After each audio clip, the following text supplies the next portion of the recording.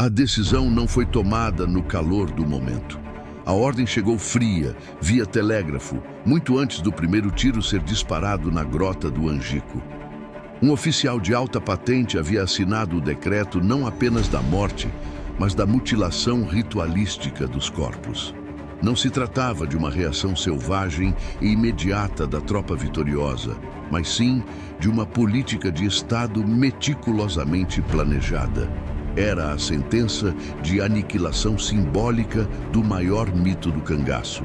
O sertão assistiria não apenas ao fim de Virgulino Ferreira da Silva, mas à sua desfiguração, um aviso final e terrível sobre o preço da insubordinação extrema. Essa exigência de prova física, macabra e irrefutável, mudaria para sempre a relação entre o banditismo social e o poder central. O perigo, no entanto, não vestia farda ostensiva.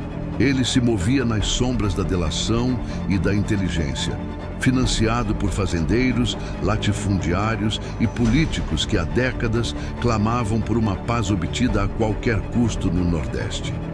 Havia uma nova modalidade de caçada em curso, mais cirúrgica, menos dependente de grandes destacamentos e muito mais dependente da traição. O inimigo, o Estado, havia finalmente internalizado a tática do próprio cangaço: velocidade, mobilidade e informação precisa. A ameaça era um fio invisível de inteligência que estava sendo cuidadosamente tecido em torno do esconderijo final de Virgulino. A polícia volante agora buscava um troféu inegável, algo que encerrasse o mito para sempre, pois a lenda de Lampião havia se provado mais resistente do que qualquer bala de fuzil. Rumores de sua morte já haviam circulado e sido desmentidos tantas vezes que a única maneira de convencer a população e o governo de que o rei do cangaço estava realmente morto era através de uma evidência visual chocante. A certeza deveria ser exposta publicamente. O palco dessa tragédia final estava montado no agreste semiárido, nas fronteiras líquidas e mal definidas entre Sergipe e Alagoas, nos idos finais da década de 1930. O cangaço, embora ainda temido, estava em declínio estrutural. A repressão policial havia se modernizado. A rede de coiteiros estava sob pressão implacável e o próprio Lampião, aos 40 anos, já não tinha o mesmo vigor e a mesma disposição para a fuga constante. A busca do bando era por trégua, por aceitação tácita de seu estilo de vida por parte das autoridades locais. Ou, na pior das hipóteses, por refúgios seguros que o afastassem da perseguição incessante e lhe permitissem tratar suas crescentes moléstias. O tempo corria impiedoso contra a lenda. A falsa sensação de invulnerabilidade do cangaceiro residia na arquitetura social e geográfica que ele havia construído ao longo de 20 anos de banditismo. Lampião confiava cegamente na rede de proteção dos coiteiros, proprietários de terras e pequenos agricultores que forneciam abrigo e mantimentos, trocando favores por proteção contra bandos rivais ou a própria polícia. Essa dependência mútua, que por décadas garantiu sua sobrevivência, tornou-se, ironicamente, o ponto nevrálgico de sua vulnerabilidade. Lampião, esgotado, reduziu a guarda, acreditando que a lealdade do sertão era inquebrável, um erro de cálculo estratégico e monumental. Ele havia se acostumado a operar sob um código de conduta não oficial, o de que as mortes eram brutais, mas os restos mortais eram geralmente deixados intactos, permitindo algum tipo de funeral cristão. Essa presunção, baseada em um certo respeito mútuo não verbalizado entre o bandido e o soldado, seria destroçada pela política de terror estatal. A paz aparente que envolvia a Grota do Angico no final de julho de 1938 não era um prenúncio de descanso, mas a calmaria opressiva que precede o desastre. As autoridades de Alagoas, Sergipe e Bahia, em coordenação inédita, já haviam determinado que a captura ou morte de Lampião não era apenas uma questão de segurança pública, mas um imperativo político para o governo de Getúlio Vargas, que buscava unificar e pacificar o território sob o Estado Novo. Para atingir esse objetivo político, as regras da Guerra Civil não seriam mais observadas. O preço da delação estava inflacionado a níveis estratosféricos, prometendo terras, perdão judicial e riqueza imediata. E o preço do fracasso policial havia se tornado intolerável para os comandos regionais. O fim de Lampião estava contratado, restava apenas o momento da execução. Os últimos movimentos do bando refletiam um cansaço estratégico e um desejo crescente por estabilidade. A decisão de acampar nas proximidades de Porto de Folha e, subsequentemente, na Grota do Angico, foi um cálculo que priorizava o conforto e a discrição sobre a segurança extrema e as defesas em trincheiras. A gruta, aninhada em um terreno rochoso e protegido por rochedos íngremes e vegetação densa, parecia inexpugnável, mas exigia uma vigilância constante e disciplinada. O erro começou a se manifestar no relaxamento dos protocolos básicos de segurança. Lampião permitiu que o bando ficasse reunido em um único acampamento, o que era raro, e que as armas e munições não fossem dispostas para reação imediata, um hábito perigoso que ele havia abandonado nos seus anos de maior vigilância. Muitos dos cangaceiros estavam descalços com as sandálias, alpercatas guardadas, impossibilitando uma fuga rápida pelo terreno árido. A confiança no fazendeiro local, que forneceu a área de refúgio, foi o principal fator nessa cascata de decisões que gradualmente fechavam as saídas. Lampião, Maria Bonita e seus 9 companheiros acreditavam estar em um santuário de lealdade inabalável. Enquanto o bando relaxava, embalado pela rotina de refúgio, o cenário de caça se estruturava com precisão militar. Em Piranhas, Alagoas, o tenente João Bezerra da Silva, comandante da Força Volante, havia consolidado a informação crucial.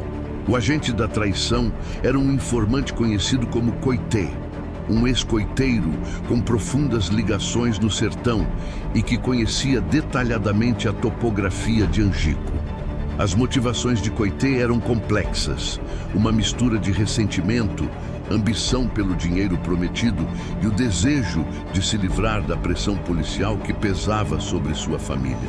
Coité havia mapeado a exata localização do acampamento e, mais importante, garantido a rota de aproximação que a polícia volante poderia usar sob o manto da escuridão. Bezerra não podia se dar ao luxo de um erro, pois um fracasso em matar Lampião significaria, no mínimo, a execução de Coité e um revés político monumental. Ele mobilizou a volante sem os uniformes tradicionais de brincaque, vestindo roupas civis escuras ou camisas camufladas para se misturar à paisagem noturna. O silêncio era absoluto. Os cavalos foram deixados a quilômetros de distância e a marcha foi longa, lenta e silenciosa, cronometrada para que as tropas de elite chegassem à grota nas horas finais da madrugada. Não houve disparos de aviso, não houve gritos de comando que pudessem denunciar sua presença. O sigilo era a arma definitiva. O destino de Virgulino e seu bando se tornou uma equação geográfica cruel, selada pela traição. A Grota do Angico era uma depressão natural, um bolsão de pedra e folhagem acessível por uma única trilha principal e cercada por matacões de granito. Ao amanhecer do dia 28 de julho de 1938, as volantes de Alagoas e Sergipe estavam posicionadas nas bordas superiores do vale. O bando estava dormindo no fundo de uma bacia de tiro. A aproximação foi perfeita. 45 homens armados, equipados com metralhadoras portáteis e fuzis Mauser, tinham a vantagem posicional completa. O terreno íngreme permitia que os policiais atirassem de cima para baixo, transformando o acampamento em uma zona de morte da qual era impossível escapar ileso. As opções não existiam. Qualquer movimento de fuga levaria os cangaceiros diretamente para a linha de fogo descendente, onde o silêncio da madrugada seria interrompido pelo eco ensurdecedor da carnificina. O silêncio opressor, antes dos disparos, era a tampa de um caixão natural. O erro fatal não foi a confiança na geografia da tocaia, mas sim a certeza de que a hierarquia do governo federal já havia se resignado à ideia de uma guerra perpétua no sertão. O que Lampião e seu bando jamais calcularam, enquanto repousavam na grota de Angicos, era a existência de uma ordem executiva silenciosa, emanada das mais altas esferas do poder, determinando não apenas a aniquilação do rei do cangaço, mas a destruição integral de seu símbolo. O custo político daquela era turbulenta exigia um final absolutamente incontestável. A ameaça era invisível, porque operava no domínio da inteligência e da logística, elementos que o cangaço, por sua natureza nômade e reativa, sempre subestimou. O perigo não residia nos confrontos abertos, onde a ferocidade de Lampião frequentemente triunfava, mas sim na infiltração sistemática. Este espião, operando sob o manto da inópia sertaneja, forneceu as coordenadas exatas e o momento de máxima vulnerabilidade. A volante de João Bezerra da Silva, a tropa de elite encarregada da missão, não estava à procura de um confronto honroso. Buscava a cirurgia, a eliminação limpa e definitiva. A cena do drama se desenrolava nos limites de Sergipe, no município de Poço Redondo, em meados de 1938. O cangaço, embora ferido e acuado pelas novas táticas militares do Estado Novo, ainda detinha um poder mítico, capaz de desestabilizar fazendas, municípios e até governos estaduais. Lampião, no auge de seu poder territorial, embora em declínio de influência política, havia se fixado provisoriamente na Grota de Angicos. Esta localização, um enclave rochoso e protegido, oferecia uma excelente visão periférica e barreiras naturais contra um ataque frontal. O período era de relativa trégua sazonal. As chuvas haviam tornado os caminhos de acesso um tormento para qualquer tropa motorizada ou mesmo para longas marchas. O erro de confiança manifestou-se na rotina. Lampião, Virgulino Ferreira da Silva, sentia-se seguro. A grota era uma fortaleza natural, guardada pela natureza e pela lealdade do fazendeiro local que supostamente zelava pela segurança do esconderijo. Em presença de Maria Bonita e de outras cangaceiras e até de crianças, era um indicador perigoso de que o bando considerava o local como um refúgio, não apenas um acampamento de passagem. A guarda era mais relaxada. As redes de dormir, penduradas entre as árvores e os rochedos, sugeriam um sono profundo, embalado pela convicção da distância e da complexidade geográfica necessária para alcançar aquele ponto sem ser detectado. A segurança para Lampião residia na sua fama. Quem ousaria o ataque? O presságio naquela noite derradeira não foi um trovão, mas a ausência de som. Os relatos posteriores dos sobreviventes falam de um silêncio pesado, um abafamento da vida selvagem. Uma tensão invisível pairava sobre Angicos, pressagiando a tempestade que se formava no horizonte tático. O ciclo de vida do cangaço estava chegando ao seu fim, e o líder, habituado a décadas de fugas bem-sucedidas, estava exausto e talvez menos vigilante do que o necessário. O conforto proporcionado pela aparente impenetrável grota atuava como um narcótico da vigilância, um convite ao desastre. O que estava por vir não era um tiroteio, mas uma execução militar planejada. A escalada de decisões que fecharam as saídas começou semanas antes, quando Lampião optou por um longo período de inatividade em Sergipe, ignorando os sinais de que a inteligência militar estava se tornando alarmantemente eficaz no rastreamento de seus coiteiros. Manter um acampamento fixo, que dependia de uma cadeia logística de fornecimento de víveres e munição, era um luxo que o cangaço não podia mais pagar. Cada dia de permanência era um elo a mais na corrente que o inimigo forjava. A decisão de permanecer ali, mesmo após o fazendeiro ter sentido o aumento da presença de tropas na região, foi a última e mais custosa demonstração de arrogância tática. Lampião apostou que a Volante não teria a audácia ou o mapa para chegar até eles. A interrupção tática ocorreu na escuridão úmida da madrugada do dia 28 de julho. Enquanto Lampião e Maria Bonita dormiam profundamente, a tropa comandada por João Bezerra da Silva realizava uma marcha extenuante e silenciosa, guiada pelo informante Coité. Os detalhes táticos da aproximação revelam a precisão cirúrgica da missão.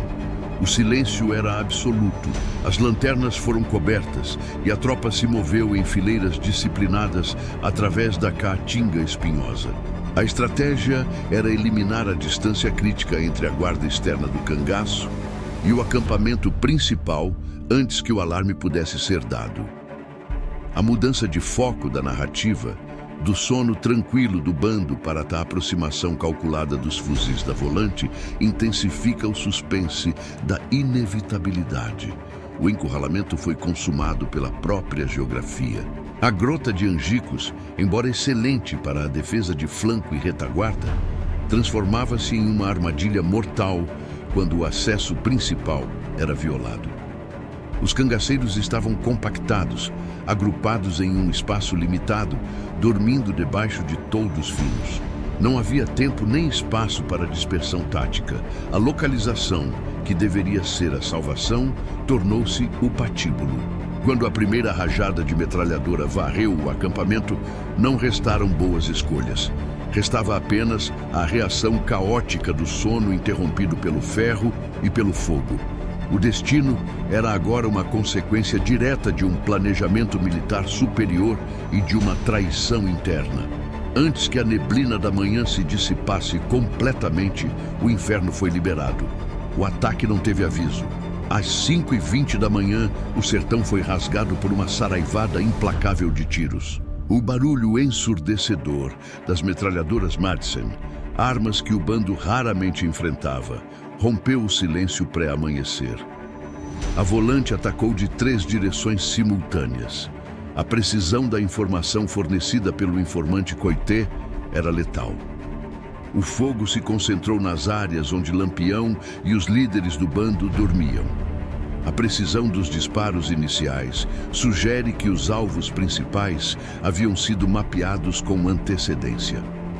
Lampião foi atingido logo no primeiro instante, enquanto tentava alcançar sua arma. Os historiadores divergem sobre a bala fatal, mas é consenso que um disparo na cabeça ou no tórax o neutralizou imediatamente.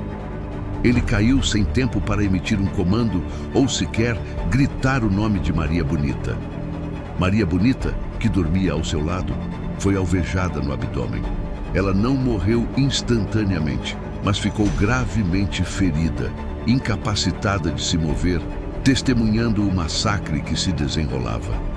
O campo de batalha se transformou em um pandemônio de gritos, agonia e confusão. O ataque durou menos de 20 minutos de fogo intenso. A confusão era total. Os cangaceiros que não foram mortos nos primeiros segundos tentavam se defender com rifles e punhais contra o volume de fogo da Volante. 11 cangaceiros, incluindo o casal, foram neutralizados em minutos, a maioria morta ou fatalmente ferida, antes que pudessem montar qualquer defesa coordenada ou acionar o grosso de suas munições. Os que sobreviveram ao primeiro impacto fugiram em desespero, abandonando suas armas e a maioria de seus pertences. Ao cessar fogo, 11 cangaceiros estavam mortos, incluindo Lampião e Maria Bonita. A missão estava concluída. A lenda havia se tornado matéria. Cessado o tiroteio e confirmado o silêncio fúnebre na grota, o objetivo mudou. A etapa mais sombria da operação teve início. O propósito não era apenas a morte do cangaceiro, mas a sua neutralização simbólica e a produção da prova irrefutável para os céticos de que o mito estava morto.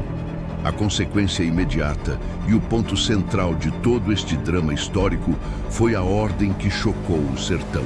O tenente João Bezerra, ciente da longa história de boatos sobre a morte de Lampião e da capacidade do mito de ressuscitar-se no imaginário popular, precisava de provas irrefutáveis para apresentar ao governador e ao presidente Getúlio Vargas. A identidade de Virgulino precisava ser garantida para o governo e, mais importante, para aterrorizar o restante do cangaço. A ordem foi fria, rápida e brutal: a decapitação dos corpos. Sob a supervisão direta dos tenentes, os corpos de Lampião, Maria Bonita e mais 9 companheiros foram submetidos ao procedimento bárbaro. A decapitação não foi um ato de selvageria espontânea ou de vingança descontrolada da tropa. Foi uma política de Estado levada a cabo com método e eficiência cruel. As cabeças, separadas do tronco, seriam o registro irrefutável da vitória do Estado sobre o mito. A ação foi executada ali mesmo, na grota. Os corpos foram alinhados. Os cangaceiros de menor importância foram poupados desta etapa de mutilação, mas Lampião, Maria Bonita e outros 9 membros centrais do bando, incluindo Corró e Quindó, tiveram suas cabeças separadas dos troncos a golpes de facão. O ato não era apenas uma prova de morte, mas um aviso jurídico-político. Se o cangaceiro havia vivido fora da lei, sua morte deveria ser exibida publicamente para restaurar a autoridade do Estado. Os restos mortais foram lavados em riachos próximos para reduzir o sangramento durante o transporte. O ritual foi completado e os restos mortais foram colocados em trouxas de couro e posteriormente em latas de querosene com cachaça para a preservação precária, para serem transportados como troféus de guerra. As cabeças foram levadas à vila de Piranhas, Alagoas e posteriormente expostas em Maceió e Salvador. O eco da tragédia de Angicos ressoou com intensidade brutal pelo sertão, transformando a manhã de 28 de julho de 1938 em um divisor de águas histórico. A exibição pública das cabeças, levadas e espetadas em estacas em Piranhas e subsequentemente em Maceió, transformou-se no epitáfio do cangaço como movimento organizado e influente. O espetáculo macabro era a garantia de que a era Lampião havia finalmente expirado. O terror da mutilação pós-morte servia como um instrumento de pacificação social e policial. A tática funcionou. O terror instaurado por Lampião foi substituído pelo terror da repressão oficial. Uma lição de que o Estado podia ser mais bárbaro e eficiente em sua punição.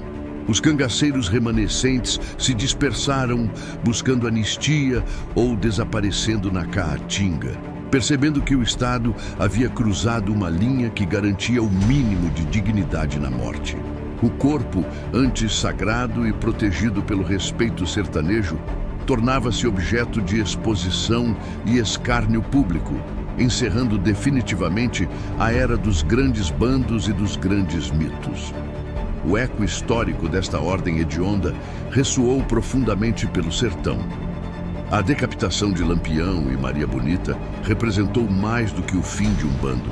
Significou o colapso psicológico da resistência cangaceira. Se o rei do cangaço podia ser morto daquela maneira e ter seus restos exibidos como troféus de caça, não havia esperança para os remanescentes. Corisco, o Diabo Louro, tentou manter a luta por mais 2 anos, mas a mística havia sido quebrada. O ato de Angicos desmantelou a crença na invulnerabilidade do cangaço, acelerando a rendição e a aniquilação dos grupos menores. A exibição das cabeças nas escadarias dos museus e institutos forenses por décadas a fio solidificou a narrativa estatal. A barbárie tinha sido derrotada pela civilização, não importando a barbárie dos métodos empregados para tal. A ordem de decapitar Lampião não foi um ato de selvageria gratuita, mas uma decisão política calculada para encerrar um capítulo da história nordestina com o máximo de impacto visual e psicológico. Mas a questão central, o mistério que se aprofunda após o banho de sangue, permanece. Por que a justiça, ou aqueles que se intitulavam como tal, decidiram que a morte não era punição suficiente? Quem, exatamente, assinou a ordem de mutilação que chocou o sertão? E quais eram os medos políticos e as pressões ideológicas que justificaram tal atrocidade? O legado da Grota de Angicos transcendeu a violência do seu clímax, levantando questões profundas sobre a moralidade do Estado na repressão. A exibição pública dos restos, a forma como a lei impôs seu terror, continuaria a ser debatida por gerações. A história da morte de Lampião e a subsequente batalha legal e social para a remoção e sepultamento digno de suas relíquias revela o poder duradouro do mito e o conflito incessante entre a autoridade e a memória popular. A história da decapitação de Lampião e a longa espera para que aquelas cabeças encontrassem descanso é uma narrativa complexa de vingança e justiça. O destino daquelas relíquias, mantidas em exposição por mais de 30 anos, e a luta de uma família para reaver os restos de seus entes, abre um novo e perturbador capítulo sobre o que se faz com os símbolos de um poder que se recusa a morrer. É o próximo enigma a ser desvendado.